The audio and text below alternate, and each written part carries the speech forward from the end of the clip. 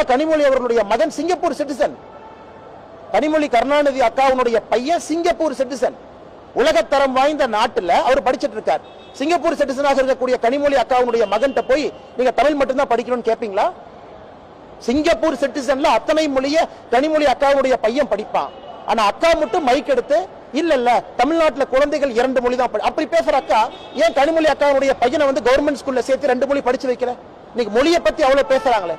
நாங்க பெரியாருடைய பேத்தின்னு சொல்றாங்களே, கலைஞர் கருணாநிதி அவருடைய மகள்னு சொல்றாங்களே, ஏன் அவருடைய குழந்தைக்கு சிங்கப்பூர் சிட்டிசனாக ஒரு நாயம், தமிழகத்தில் இருக்கக்கூடிய ஏழை பெற்றோருடைய குழந்தைகள் அரசு பள்ளியில் என்ன ஒரு நாயம்? நாங்களும் கேட்போம்ல. பள்ளி கல்வித்துறை அமைச்சர் என் பையன் கிட்ட சொன்னா, அப்பா 7வதுல உன்னை ட்ரை பண்ணி பாக்குறேன், பிரெஞ்சு படிப்பான்னு நான் சொன்னேன். எங்க உங்க குழந்தைக்கு ஒரு நேரம், அதனாலதான் சமக்கல்வின்னு சொல்றோம். எல்லோருக்கும் சமமான வாய்ப்பு அப்படின்னு தான் நீ பேன் பண்ணு. தமிழ்நாட்டுக்குள்ள எங்கேயுமே 3வது மொழி இல்லைன்னு பேன் பண்ணு. பிரைவேட் ஸ்கூல்ல பேன் பண்ணு, சிபிஎஸ்இ பேன் பண்ணு, உள்ள விடாத.